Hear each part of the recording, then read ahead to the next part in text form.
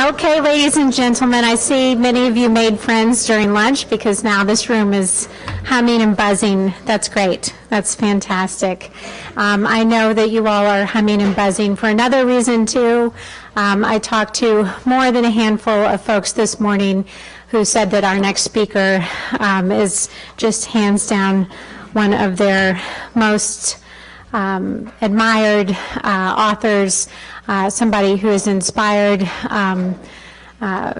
entire classrooms for military, for State Department thinkers, who has guided people to think more strategically and certainly to question assumptions that are just the traditional ones. Someone who doesn't need a big introduction, but someone who I will highlight a few words about. Nassim Nicholas Taleb is a former derivatives trader turned scholar and researcher. He is known for a multidisciplinary approach to the role of the high-impact rare event across economics, philosophy, political science, finance, engineering, and history. He is currently Distinguished Professor of Risk Engineering at New York University's Polytechnic Institute. His current focus is on anti-fragile systems, those that gain from disorder. His books, Antifragile, The Black Swan, I know there are a few copies in this room right now, and Fooled by Randomness have been published in 33 languages for readers across the globe. Please welcome our distinguished speaker, Mr. Nassim Nicholas Taleb. Thank you.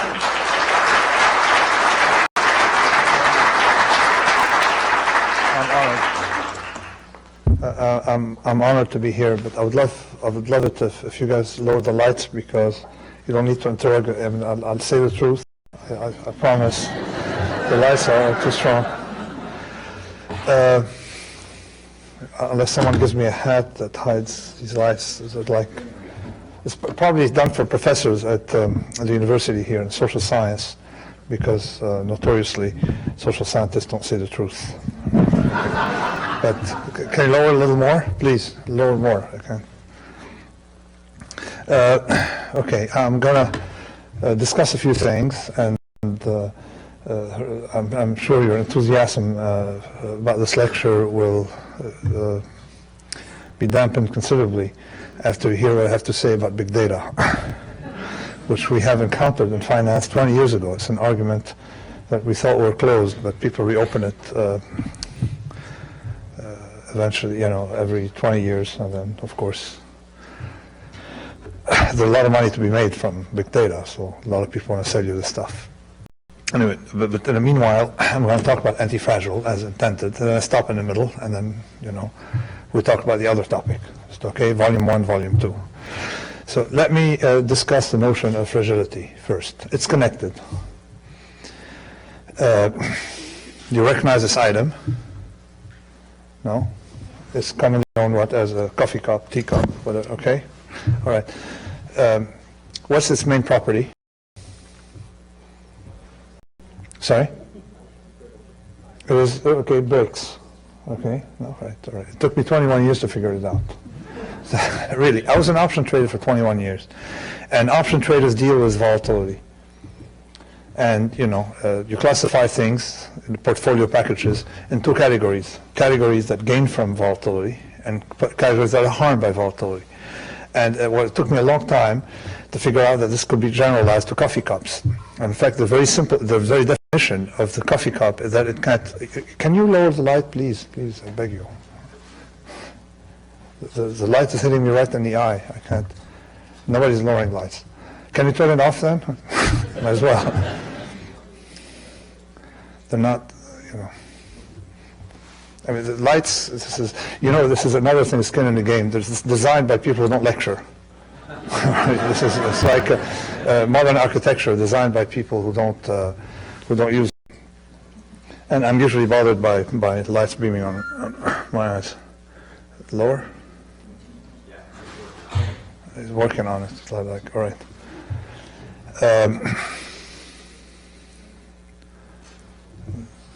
Nothing yet?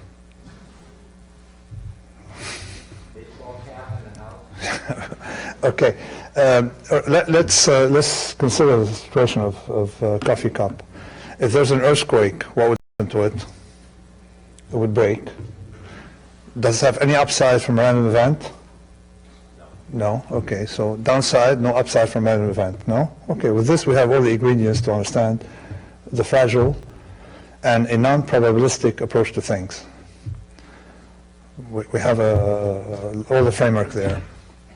Let me show you one thing here. You see these 4 quadrants, 4 graphs. Upper left corner, a package that has no upside, only downside from random event. Okay? That's fragile. Just like the coffee cup.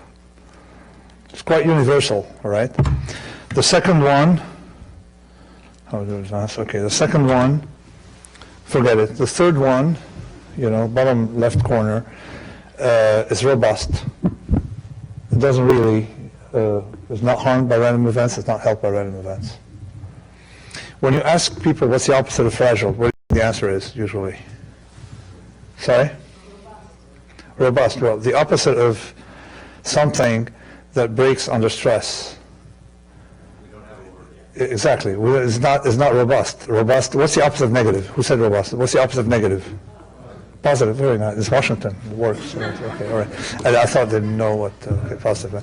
I thought the opposite of positive would be neutral. If the opposite of negative sensitivity to volatility would be neutral sensitivity to volatility. No, effectively, it has to be something that gained from disorder. The exact opposite of the fragile, the exact opposite of the coffee cup would have more upside than downside from a random event. It's very easy to map mathematically. It has been done. A lot of consequences we can draw from it. A lot more consequences, than we think, provided they lower the light, of course. If they figure out how to turn off this damn light switch, they can't do it. I know it's working, and turning off the light, how many people are turning off the light? Yeah, maybe I can sit there, do you think? Yeah, this is a lot better. Okay, so I can sit here and talk, no? All right, okay, this is a lot better. But I have to see what slide. I see it from there, okay. That's it. Now I can concentrate, see your faces, and have less pain. So you got to give me 5 minutes bonus. So this package gains from disorder. It's the opposite of the coffee cup. With this we can do a lot. Okay, let's think some more. There's a category of object that is fragile, and it hates everything here. And a category of thing that has opposite properties loves everything, up to a point. You love uncertainty up to a point. Evolution loves some kind of error. Without error, you don't have evolution. Okay? Particularly if you don't have, for certain type of organisms where it's entirely done by replication error. Your DNA replicates with an error. Okay? But if you have too much errors, now, it doesn't, then it breaks because you don't retain the cumulative advantages. Okay? So, if you like one, you like them all. If you like uncertainty, you like time. If you hate uncertainty, you hate time. So this is the class of things. We can classify things. Now let's take things a step further. Okay. My latest book, Antifragile, was written in a certain way. I like to piss off book reviewers, editors, journalists, and professors, because they all want you to write a textbook that they can skim and then they figure out what the point. All right, so I wrote my book at different fractal layers, 7 books. All right, actually the entire work. I would love it if you used less of a flash, or if unless you're irritated by what I have to say. But so the 7 books, there's no way you can figure out what's in the chapter from the title. Okay, so the one I'll discuss now is a chapter called "On the Main Difference Between a Cat and a Washing Machine." All right. Which in fact would be a difference between something organic and something engineered, or difference between linear and complex systems, all right? But I wrote it that way, just for fun. Okay, I did the same with the Black Swan. It seemed to work. People write me hate mail. Why can't you have an editor, but they still buy the book? You know, so something, and they read it till the end. All right, and then the other thing is, I don't like to have. I like to have a fractal structure. In other words, you can read randomly a section. And there's a point in a section. You can read randomly, you know, a subsection, and there's a point. The chapter is like a micro book. So the book is composed of books, 7 books, that are separate. One of them, the main one, is on the difference between the cats and washing machines. Right. The other one is, you're not going to like it if you work for Washington, you know, for you know, bureaucratic organization, but you'll love it if you're, you know, also if you're working for some classes of bureaucratic organization, is on interventionism and how we destroy systems by trying to help them. There's 7 books. The publisher wanted to publish several books, but given that I hate book tours, I say I bundle them all in one, dense, and no more book tour. 1 book tour for all, you know, 7. So it's very simple. So the difference between a cat and a washing machine, what do you think is the main difference? I don't know if you own either a cat or a washing machine, or you've seen, or what's the main difference? And we can go from there and generalize to your business. What's the main difference? That's close. What else? That's good. What? No, there's something more. No, there's more. Okay, there we go. The one is everything organic needs stressors to communicate with the environment. You remove stressors and variability, you destroy them. Okay?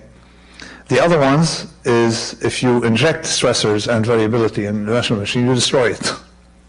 So you can over-engineer, you know, you can be very protective with a washing machine, with a watch. You can, you know, take it to the repair person every week, all right? It doesn't harm it. On the other hand, if you spend your life in bed trying to, what happens to you? Okay, your muscles disappear, everything, all right? Start developing crazy ideas, you become communist. That kind of stuff that happens to you if you spend 6 months in bed, brittle bones, all kind of stuff. You see, people read a lot of stuff. So the difference, but the difference isn't just at the level, you know, superficially people understand it in some domains. Like the doctor will tell you, oh, you need to go work out. Oh, by the way, you have a cough. Take these antibiotics. All right. Oh, you need to work out, but rest. Okay. They don't realize that there's something about humans that we need a certain amount of stress continuously. Otherwise, we become vegetable. Okay. And you constantly need, because in fact, in everything organic, development is overreaction. You have a setback, you get stronger to face more setbacks. You get some sun, your brain or whatever system codes for darker complexion to face more sun than you got. You lift 100 pounds, it prepares for 110 pounds. You see, it's overreaction. And this is how everything, organic, works. And in fact, when the organic no longer wants stressors, what happened? What does it mean? It means it's dead. All right, that's it. Death is no stress for an organic. Now the washing machine it operates differently. Okay, it doesn't mind being micromanaged, but the problem is that when we mistake cats for washing machines, by being overprotective, we've been on this planet for a while. We're senior on this planet, but in present shape, a couple of 100,000 years. But nature has been there before us for a few billion years before us, no? And it's sort of managed, to get there. It doesn't need a central control. It doesn't need a department in Washington to manage the world nature. All right. So, but we have this illusion that we're necessary. We need to micromanage nature. Now, if you take a forest and you make sure if someone's given a forest, you need to protect the forest. No. You extinguish every fire. No. What happens if you systematically prevent the forest from having any fire? No, flammable material accumulates, and then the big one is a big one, all right? So this is sort of what happened in the economy with Mr. Greenspan, who didn't want fluctuation, all right? And what happened? Okay, risk accumulates and accumulates, and then the thing blows up. So that's a mistake that we've had the Enlightenment of thinking in terms of engineered product. So if you want to engineer social engineering, all these things, of course, you weaken system by doing that. And so let me figure out how this works. Is a system with a natural noise, natural variability. And at the bottom is a system with constrained volatility. If I constrain volatility, I'd have stability, pseudo-stability, and thing blows up. And the prime example used in Black Swan was Syria. Oh, actually, Syria and Saudi Arabia, for those of you who want to see next what happens next. Saudi Arabia, they're systems that never had political volatility. So the minute you have a little bit of information, a little bit of volatility, guess what happens? You saw what happened in Syria, all right? Okay, the same will happen eventually in Saudi Arabia and places like that. So this is an interventionism is by stabilizing countries, dictators, stuff like that, in fact weaken it. Because noise is protective of systems. We have to think in a backwards. This is what happens, sort of a picture of what can happen, you know, after you protect the system from volatility. This is pretty much what Greenspan did, what everybody tends to do, okay? What grandmothers like to do to their grandchild, or overprotect them, you know, and weaken them. So, and this is what up top, class of randomness man produces is up top. At the bottom, the second graph is the natural errors. The errors are distributed in nature. A lot of small error all the time. Distributed errors, where at the top is centralized errors. Everything we do as human centralizes errors. Everything nature does distributes them. So this is an argument for decentralization, because by decentralizing, you decentralize mistakes. Bottom-up system versus top-down. It's an argument for all of these things, and they all merge together by having the same type of distribution, all right? The one at the top has fatter tails. In other words, most, you know, events are deep and rare, you see? Whereas random events in the second one are continuous, sort of like rain in London, doesn't surprise anyone. And of course, you know, human errors are at the top. Just last decade, we have made two of them, Iraq and George Bush, and the other guy, what's the name of the other guy, Greenspan, and you see the cost of these errors, whereas you should make a lot of errors. You made 500 errors, small, okay, and different, diversified. This is an argument for decentralization of everything. So to continue, now we have a way to detect and understand the fragile, and this is quite central, right? This is why I put a big stone, so you can see how central it is.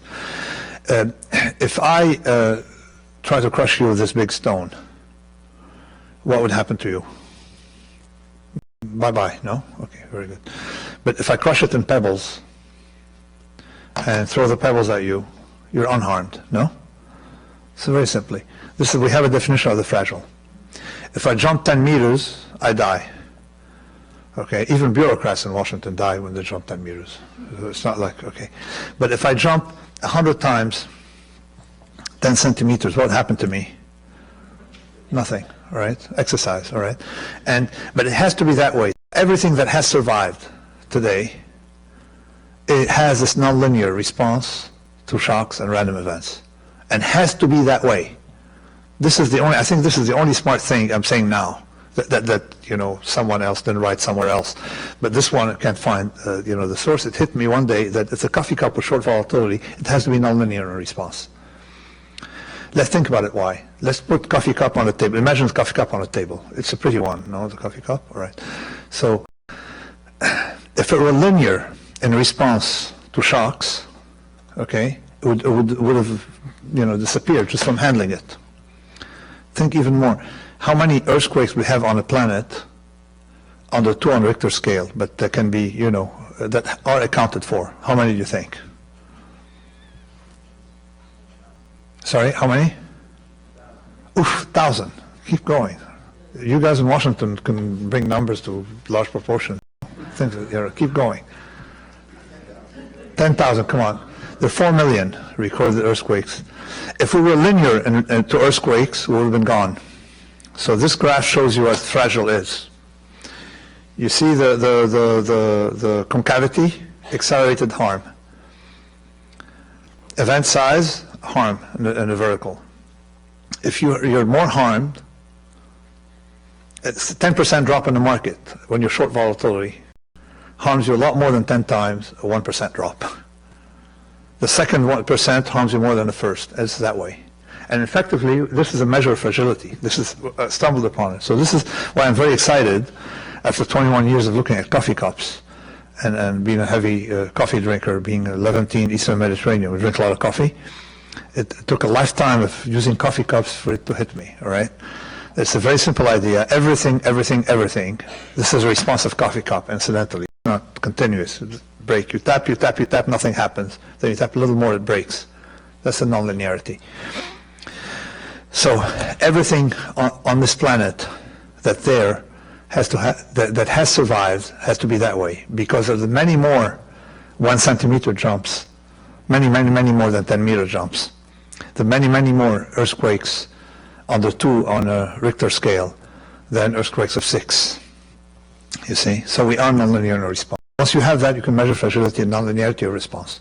How much it accelerates locally. That's it. This is a measure of fragility. Apply it to anything. Organization size. Take size on the horizontal axis. Size. Okay. Cost overruns. Size, cost overruns. Projects in the UK of 100 million pounds have 30% more cost overruns than a project of 10 million pounds. Okay? Acceleration of harm. Elephants. You have them in the zoo here, I'm sure. Okay? There are not that many elephants on the planet. The population of elephants is minuscule compared to rats in New York City. Why? Because an elephant becomes fragile, more efficient metabolically, but gets big, breaks a leg if, just jump from here, it breaks a leg. Whereas a rat, I don't know if, it's a State Department, you can't really abuse animals, but play as a thought experiment. Or ask someone who did play with a rat. It lasses at you. You can throw it from a window, it laughs at you, right? So so this is where fragility increases with size. This sort of puts some texture around small is beautiful. And so if Cameron wanted the argument to decentralize, this is one of the arguments.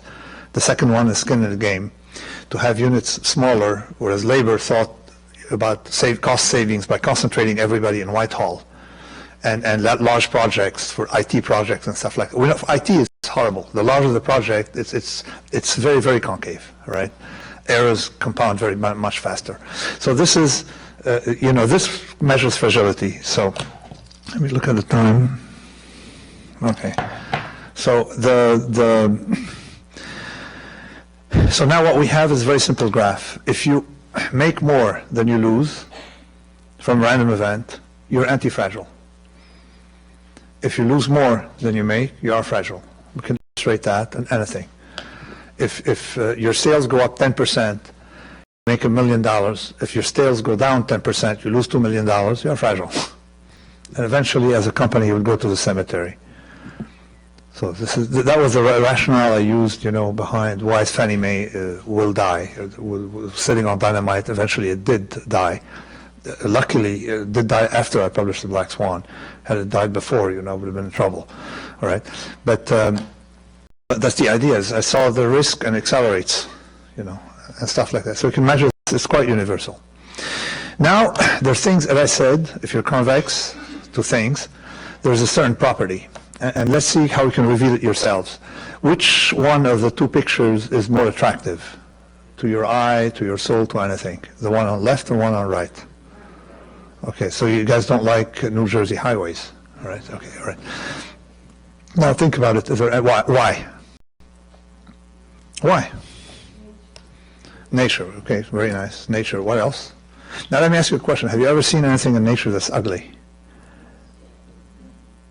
Pure nature? Give me an example.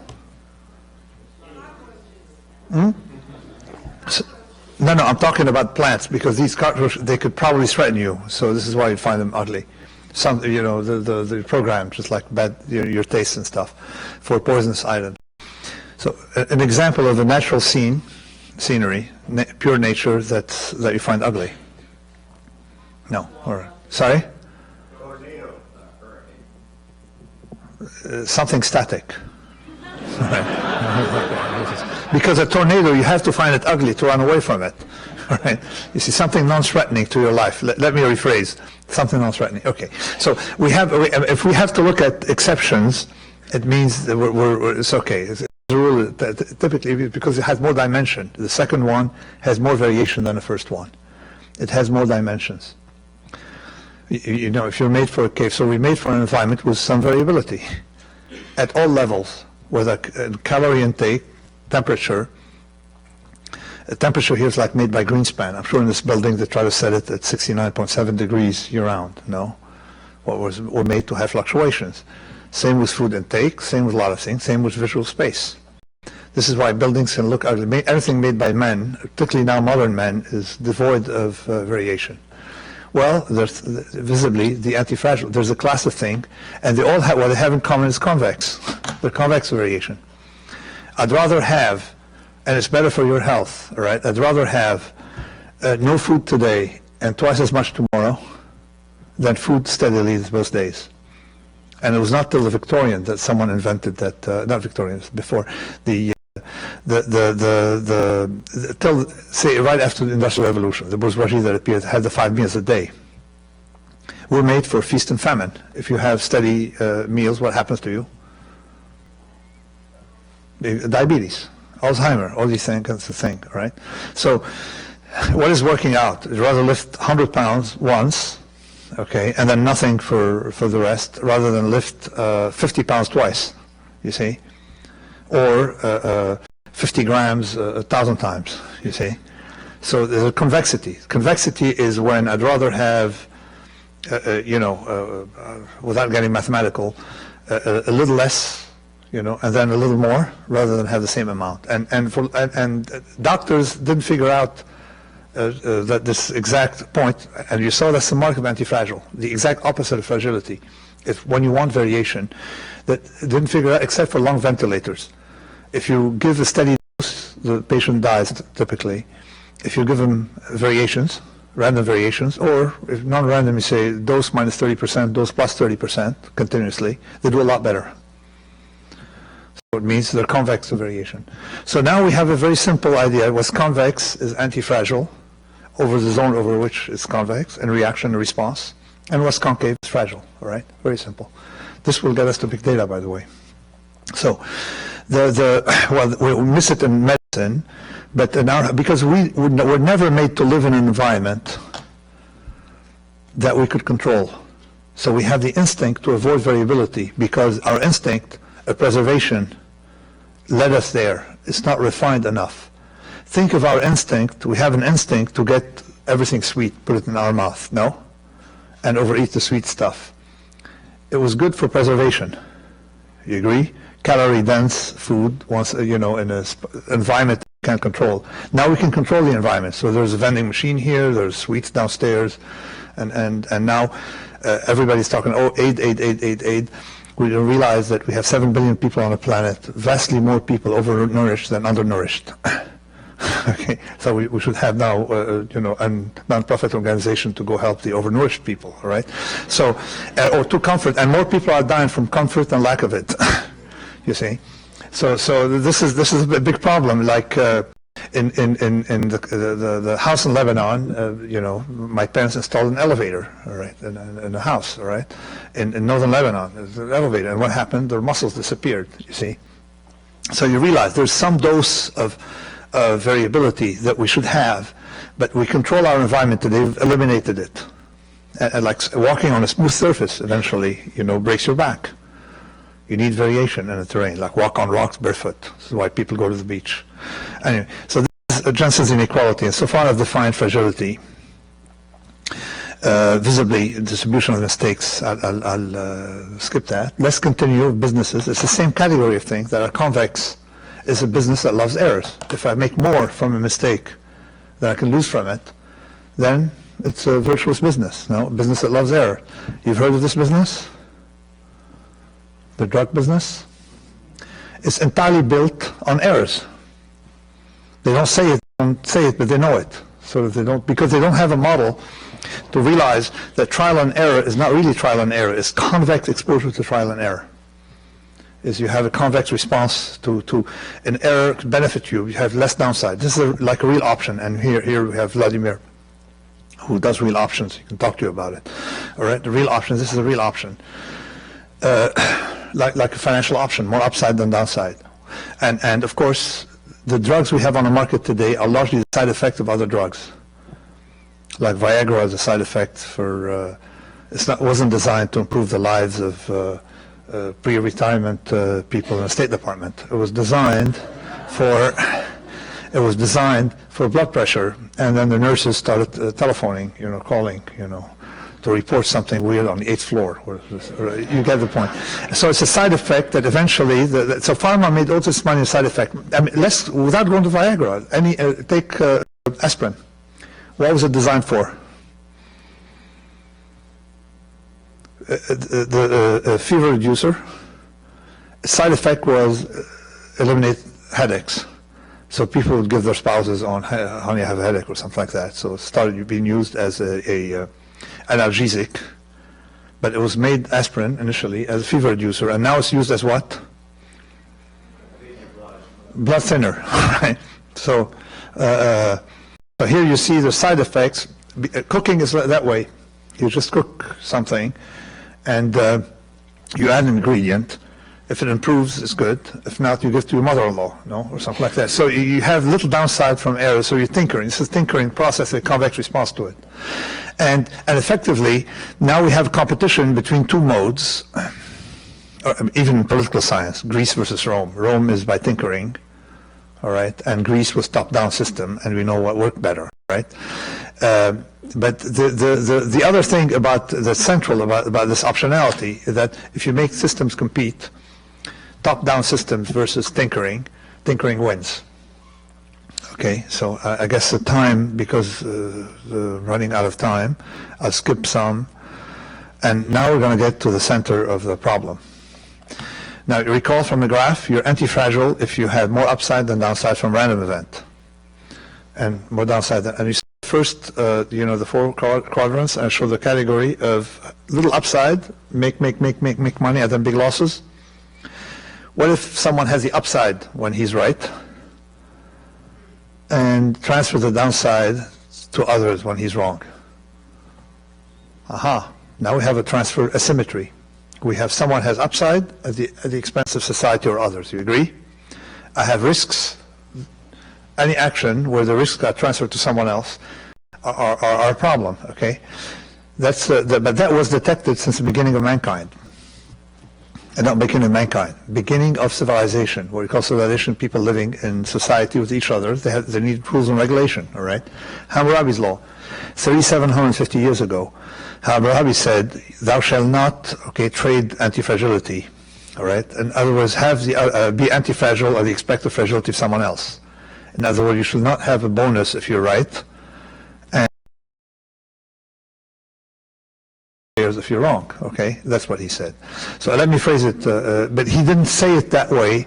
He said it differently. He said, if the engineer builds a house, or architect, whatever, Babylonian, it's the same word in Babylonian, all right? The architect builds a house and it collapses and kills the owner of the house, the architect shall be put to death. It's not like Hammurabi didn't like architect, they had suspended gardens. They liked architect, but why was that rule in place?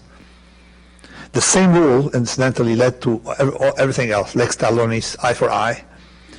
You shall not do to others what you don't want them to do to you. The negative golden rule, the positive golden rule, do to others what you want them to do to you, and all these things all flow from the same concept, same idea of symmetry. One is convex, the other is concave. All right, it's because the engineer will always be able to hide risk in the foundation of the building, where you can hide them. It looks cosmetically great, and then you walk away, it collapsed. It's not my business, you see. This is the problem of skin in the game. So this is the ethics chapter, where we have this main ethical rule translated to today's terms. Okay, nobody should have upside at the expense of others. You should always reestablish it. People start telling me, well, how about incentives? Yeah, incentives are not skin in the game. Incentive is upside. You should have no incentive without disincentive, because then people will hide risk. Particularly, or you should organize a society, decentralization. I like it because people eat their own cooking. in communities. But also a great risk management rule, because it outperforms, it's necessary but not sufficient, outperform all these inspectors and regulation, the Graham, Dodd, Schmamm, Dodd, all that stuff.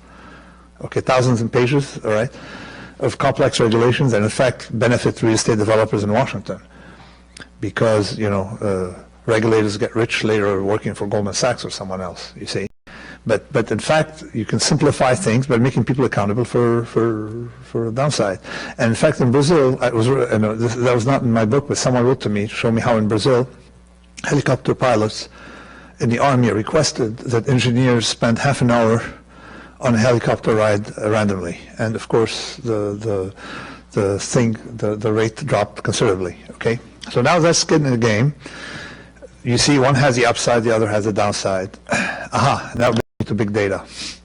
See, big data. Actually, big data in my book is in the upside for the researcher.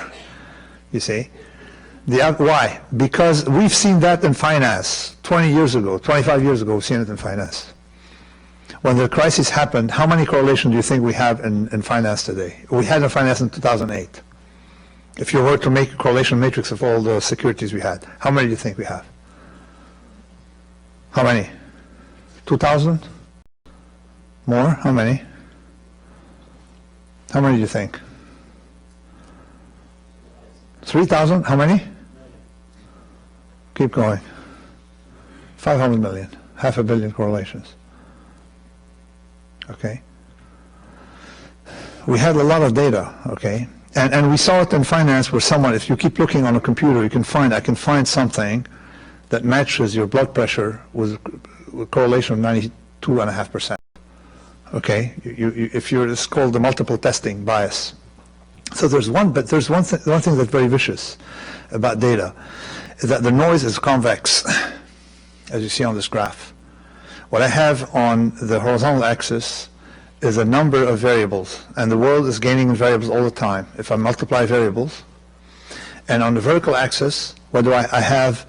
The number of spurious correlation. Spurious correlation is one that comes entirely from randomness. I know is wrong. So in other words, noise grows faster than signal. Okay? And then I know, because I've started this argument against quantitative finance some years ago, and I've had all the hate mail you can imagine, all permutation, that after 2 years, there not one letter, okay, said anything that was not a linear combination that was said in others. So we know all the arguments against. 5 more minutes? All right. So this is the argument against big data, is that don't naively think that more data is better.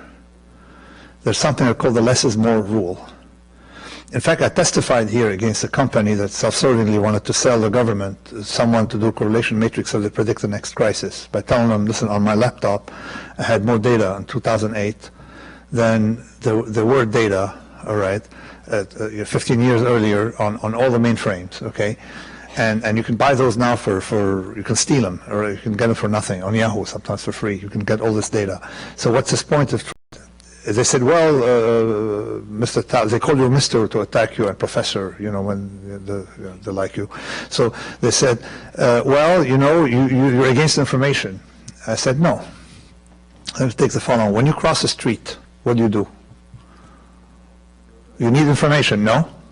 Okay, that's what he said. He said you cross the street, you refuse information. What do you do when you cross the street? Do you catalog the eye color of every single person, what they're wearing, what their gait, whether type A, they walk like type A, one personality, whether what do? You do nothing but remove all information. That's not a large thing moving. Everything else you remove, all right? So what you do is removing data, not adding data. That's called the less is more. And in fact, it's not my discovery. A friend of mine started that war in 1968. His name is Spurious. And then we got together in a group. He tried to repeat about 7 years ago. He discovered that models, all right, complex models fare less than simple models. And simple models in economics and socioeconomics are not predictive. So they're already not predictive. The other ones are even worse, right? You know, so the less is more rule, you know, is more, you know, there's some things, but mathematically we can show, I'm going to show some more stuff, why the noise grows faster than information.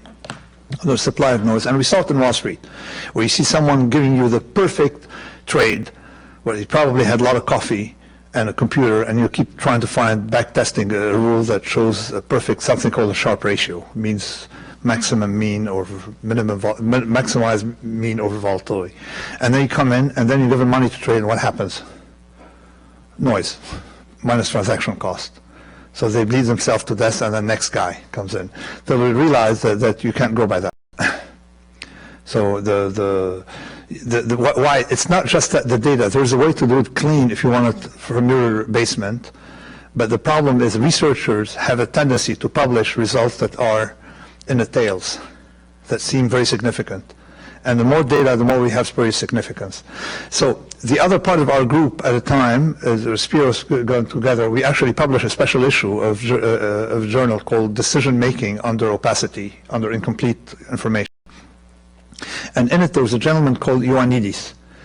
And he computed then that 80% of all epidemiological research done on your computer, not research done real life by giving people testing, 80% of that research doesn't replicate. But we predicted then, altogether, that with the supply of data, this is going to converge very quickly to 95%.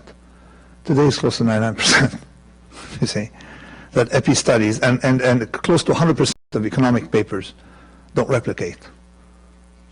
They don't predict what they're trying to predict for technical reasons, all right? So if you don't like what I'm saying, go to my website, and before sending me hate mail, and look at my thing on fat tails. I rewrote all my arguments in all my books in math.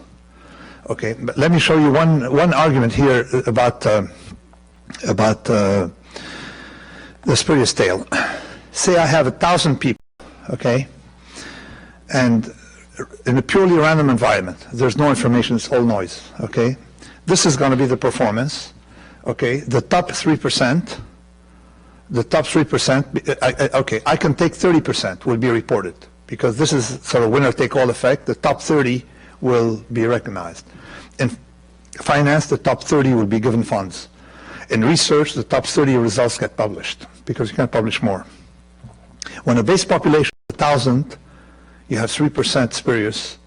The divergence of these results is going to be something like 2.25 mean deviation. But as data increases, as you have more and more, if you have 1 million people, the top 30 spurious results are likely to diverge from a mean massively more and more under fat tails.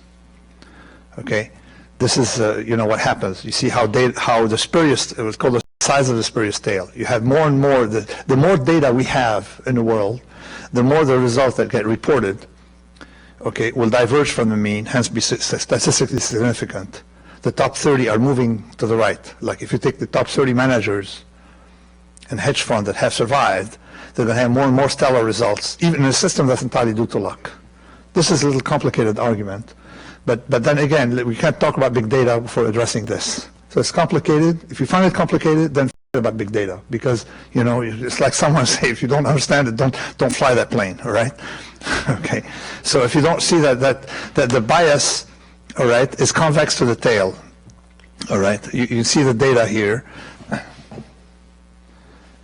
When n, the population goes from 1,000 to 1 million, you see the tail goes from 5, divergence of 5, say mean deviations away, to 178 mean deviations away.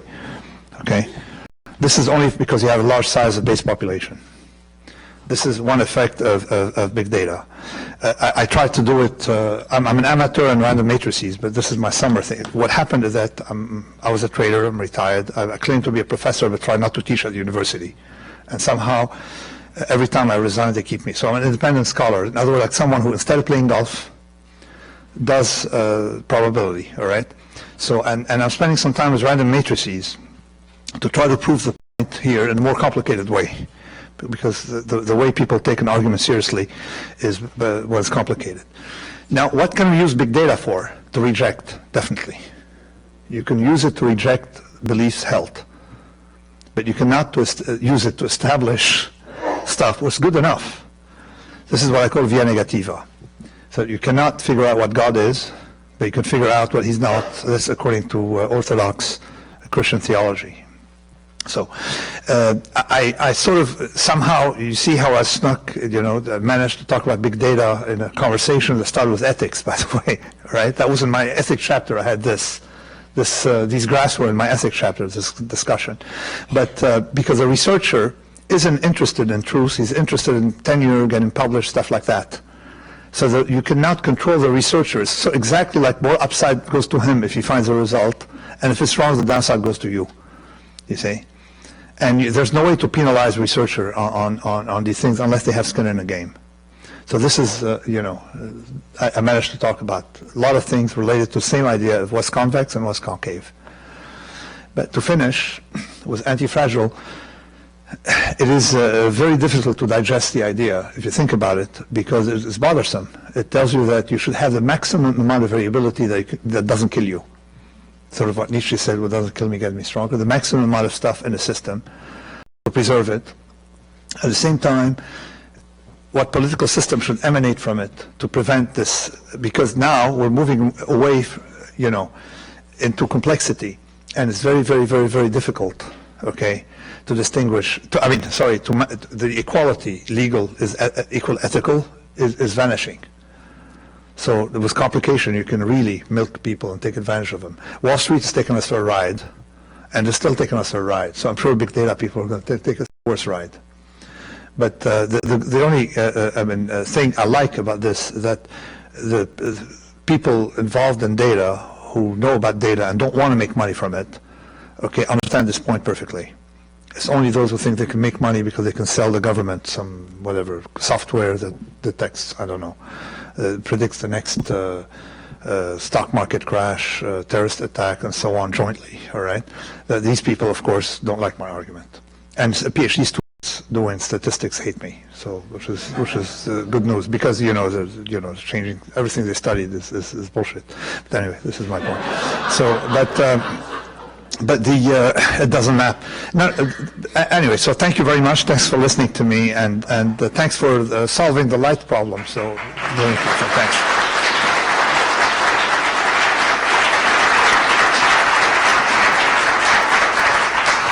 We have some time for Q&A, any question. No, you guys owe me 5 minutes bonus, right, from the light. So. Yeah, thank you for your talk. I share your skepticism of using big data regarding economic predictions and financial markets, but there are some other applications, like for example, that one regarding to the weight in the seats of the cars and how people, there's a lot of applications like in fields of like biology or microbiology. Okay. Let's talk biology. Let's talk further biology. When the rate of discovery of cures, when we know nothing about biology but know it, namely before we discovered, all these germ theory, everything, all right, was much higher. The big golden era was when German dye manufacturers would keep tinkering till they find something because they had no idea what was going on by tinkering. Now, since we discovered the human genome, what have we gotten out of it? Where's the proof of the eating is in the pudding, no? Or pudding is in the eating. Show me, all right? So this is why? Because of course it's called the large M, small n problem. We only have 7 billion humans and too much dimensions of we have even more data, economics and biology. This is why we haven't been able to do much in biology using data. But the problem we hear some success stories, we don't hear the bad news. Because just like in trading, you don't hear the cemetery say, oh, look, hedge funds are making money. Well, take into account survivorship bias, take into account the cemetery of people who failed, and now let's look at data. They say, well, the quantitative funds are making money, and then they anecdotally give you a few, and you don't count the thousands of quantitative funds that didn't make money, right? So even if you have the astrology fund, a higher rate of them should be making money than what we have. So when big data, you have to compare it to astrology. When it outperforms astrology, then we can talk about it, all right? I'm a statistician. I'm by profession a statistician. I'm an applied statistician. I spent 21 years in big data, okay?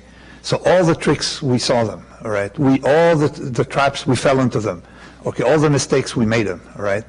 And it's a shame that people don't want to learn from other people's experiences. This is the point, is that it's nice, but you have to use rigor in analyzing failures, not just give anecdotes about, oh, this, we discovered a way to find wine, right? That's fine. This is called an anecdote. You have to systematically see wins and failures. Another big data person. There's a lady there. We have to go gender neutral, and then beard, no beard, and then bald, no bald. Yeah, go ahead. The lady there. I have the microphone. Ah, he has a microphone. I have the microphone. That's her. Yeah. I have a question, Professor. I liked your bell curve, especially over a very large data sample, and you showed how it the mean got extremely big. And the bell curve that you were showing actually matched something that was passed on by another big thinker, Brian Farron. I don't know if you were aware of him. He does a lot of work for the government, and he warned the government about downsizing. He said, if you downsize the way you're doing it right now, what you're going to do is you're going to optimize mediocrity by shooting for the middle. By shooting? For the middle. You're going to try to optimize the middle mean, and you're going to pick those people, and you're going to lose the people on the end. It's not the same story. What I'm saying here is the exact opposite. It's tail that is completely spurious. Here, talk to me about tail that's completely coming from skills. And I want you to comment on that, if you could. It's exactly opposite story. Here I'm talking about, I'm generating random data, and I'm saying if you have random data, they're not all going to be at zero. They're going to have a dispersion. We see the good ones, and the tail, and that random tail, the top 30, when the population goes up, move up the tail, so you have more and more significant results being reported in journals because you have more and more researchers, you see, and the top 30 are more into the tail, and that's by noise. So it's exact opposite of saying, oh, the tails of IQ of Nobel Prize winners, stuff like that. So this is the complete opposite story. And incidentally, this is not the Gaussian bell curve I was using. It's any distribution that has a shape, that has one mode. There's a lady who was, okay. Okay, thank you. Just for most of us in the audience who are working as bureaucrats who are not in a position to know much about the difference between convex or concave, but rather to think about, I have to produce a certain number of bureaucratic widgets in the course of a year. I'm using an automated system producing my widgets, and that automated system allows me to collect information. And then I can use this information for its allegedly predictive value. So, you know, you have people producing information in the course of accomplishing a mission, and they have a desire to harness the information to put it to some good use. I guess I throw that out there because I'm wondering what your views are on the optimal uses of big or medium-sized data. You talked about screening things out. What is that kind of information good for? Let me come back to one central point. Never take information without measuring noise or assuming how much noise comes with the information. You never get pure information. The only pure information you get, you get in social setting, all right? If you're getting a lot of stuff, you get a lot of noise with it. And the more, and actually even psychologically, you know that if you have a lot of information, big data is bad for us humans. If you get a lot of information, it makes you blind to noise. And let me give you an example. And that was in a black swan. If I show you a blurred picture of a dog and increase the resolution in 10 steps and ask you, what do you see? You would see nothing, all right? But if I have another group of people who haven't seen the picture and increase the resolution in one step to the same level, they would recognize the dog. Why? Because if you have 9 steps, it means you produce 9 theories along the way. And every time you produce a theory, you have mistakes. You see? So this is an argument against having a lot of data points, because a lot of data points make you drown because your brain can't scale. It's called scaling. All right, can't scale and takes all data into account. And a lot of experiments were done with bookmakers. If you give them 30 pieces of information, they're less predictive than if you only have 10. Okay, now you're going to tell me, well, which 10, all right? They know which 10. There's a filter, social filter, or there's a natural filters that seem to operate a lot better than computers, okay? And also heuristics that people use. I have a theory, actually, the exact reverse of big data, is if you have more than one reason to do something, don't do it. Why? It's not like more than one reason is bad, but why? It means the first reason is sufficient enough to convince you. So you have to come up with a second reason. It's the same thing, likewise, if someone comes in with more than one argument why I'm wrong, okay, I dismiss it. If he comes up with one argument, maybe it's something, you see. But you don't say, well, Stalin was a criminal, killed 22 million people, and he had bad breath, and he stood up his minister 3 times. You don't say that, because the more information you add, and actually, lawyers know it. They supply you with data if they want you to drown in the anecdote. They show a lot of stuff, okay, because if you have no argument, say, okay, you add, you multiply. If you have one argument, you make just one. So there's something called social filtering that operates better. My idea is, the way I filter news, is if people don't talk about it in social setting, it doesn't exist as news. If people talk about it in social setting, then maybe you investigate. So you don't start with data, you start with some filter, potent filter. There are a lot of things you got to do to reduce the dimensionality of the data before starting examining it. And anyway, for those of you who are statisticians, there's something called the Bonferroni adjustment, when you have a lot of stuff, and you see the penalty it puts on you if you use it right. In fact, I don't have to write anything about big data, I just use the theorems they have. Okay, the penalty it puts on you, in fact, it tells you that the more data you have, the more penalties, all right, because nonlinear penalties on use of a lot of data. So we have a problem talking about big data without talking about noise. And we've known, people, since I calculate a lot of people, we've known that for a long time. It's just that sometimes people apply these techniques on their computer, but then cheat somewhere else to make up for what they've penalized themselves on the computer.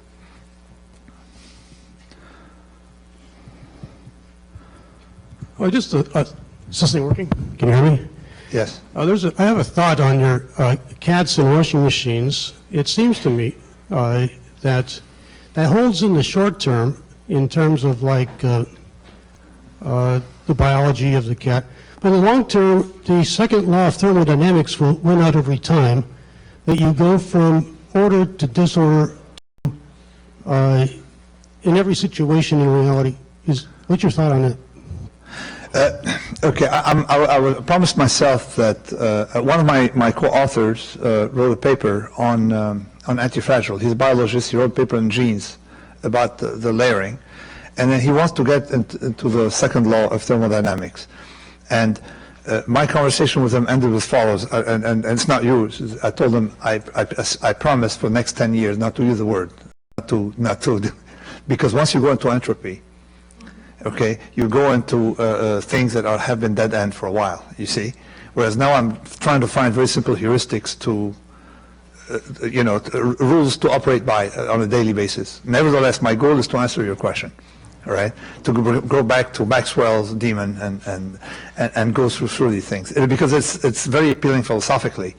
But I have so many heuristics and proofs, mathematical proofs I want to develop now in a while, that I will not try to think about it. I hope 10 years from now we'll talk about it if I'm alive or something, or if the world still functions.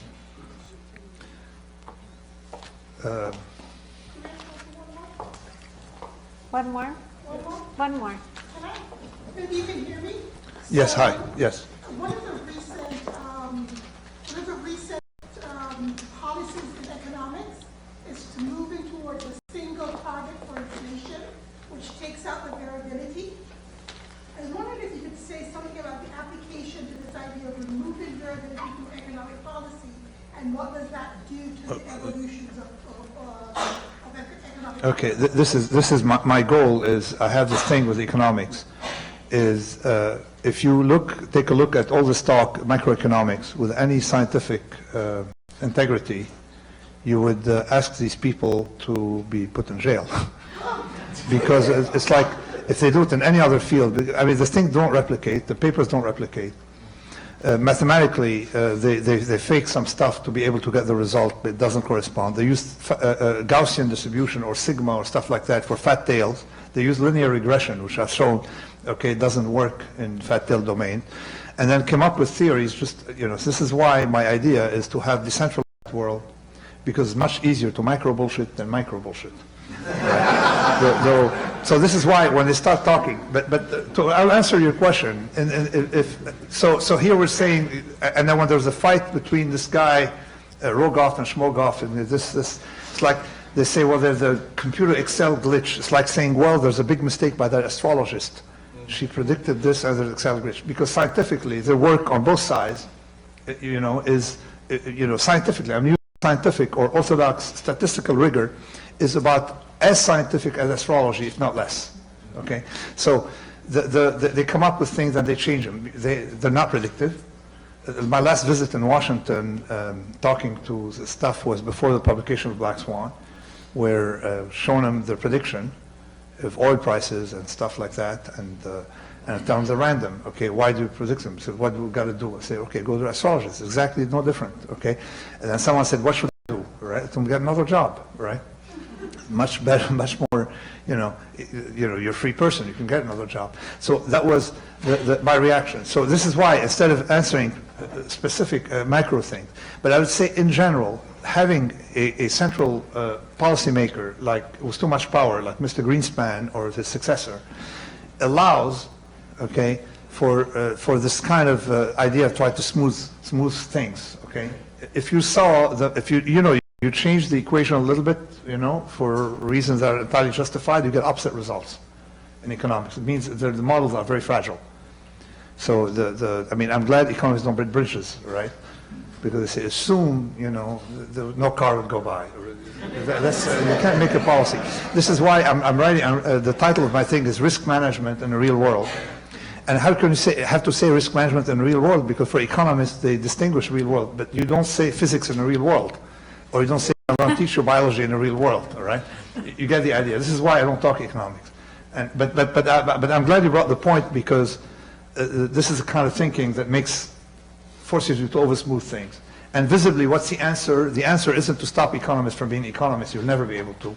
It's to have systems that don't blow up when they make a mistake. So have systems, decentralizing the mistakes, so they can make all the mistakes they want and not bother us. You see the idea. This is why decentralization. And no debt at the federal level. You need to have, like in Switzerland, debt at the local level, because then it's much more controllable, and some states will have too much debt, some too little. So I guess I answered this. Great. Thank you for listening to me. I'm very honored to be here.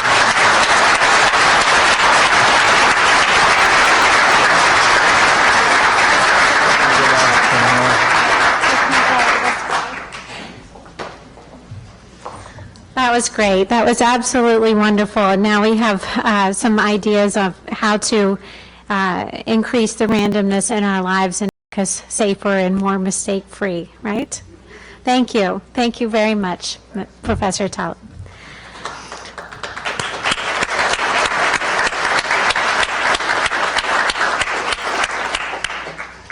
Okay, so now we will have our afternoon break. What happens next is that we'll change the format yet again. We will move to panel discussions that will break out into 3 different rooms. So 2 of the rooms are located 2 flights up from here. Room 309 is the location for the panel discussion on prediction markets. So from this floor, you can take the stairs up twice to the 3rd floor, or if you prefer to take the elevator, it's behind that wall, basically, okay? And in room 310 will be the location for the panel discussion on diving into data.